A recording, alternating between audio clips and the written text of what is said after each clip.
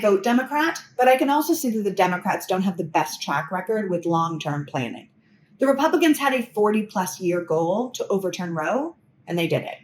The Republicans spent years focusing on state legislatures and the courts, and now they are successfully undermining American values and freedoms with both. So we need to get really serious about strategy, and flipping the House and keeping the Senate retaining the presidency is a non-negotiable part of that strategy. So, as I stand here in Toronto, I want to tell you that the Senate part of that strategy is dependent on the state of Arizona. And the candidate for Arizona Senate that we need to be promoting and voting for and sending money to is Ruben Gallego.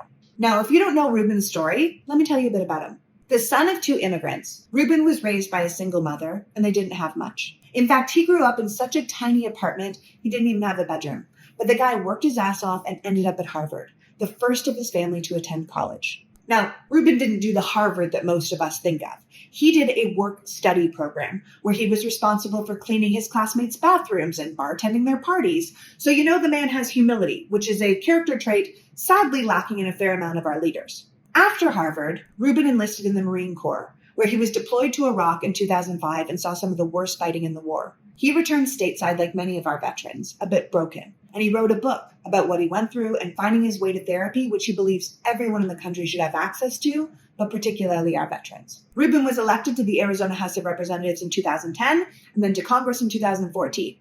In Congress, he became an outspoken advocate for making sure our servicemen and women were not being sent into harm's way without a plan for winning or for providing the appropriate medical, psychological, and family care when they got back.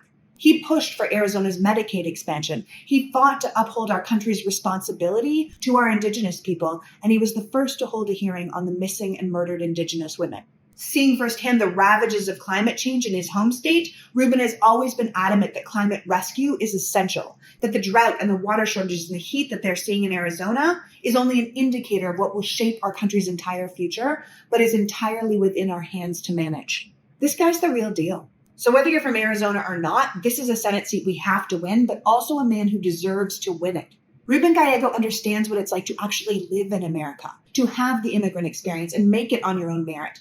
He knows what it's like to fight for his country and then try and come back and make a life in it. When Ruben was in Congress, he was the first chair of the Congressional Hispanic Caucus and the vice chair of the LGBTQ Equity Caucus. So this is a man who respects our differences and will fight for our rights. Women, gay, civilian, Indigenous. He doesn't have to be us to know that we matter. As always with these videos, I put a link below and in my bio to make it as easy as possible for you to help Ruben out. But please keep in mind the alternative to Ruben Gallego is the monstrously self-indulgent Kari Lake. So while Senator Gallego would be looking out for us, the American people, and our rights and our values, Kari Lake would be looking out for herself and the rights and values of her idol, Donald Trump. So if we're talking about a winning strategy, putting her in the Senate would not be a good one.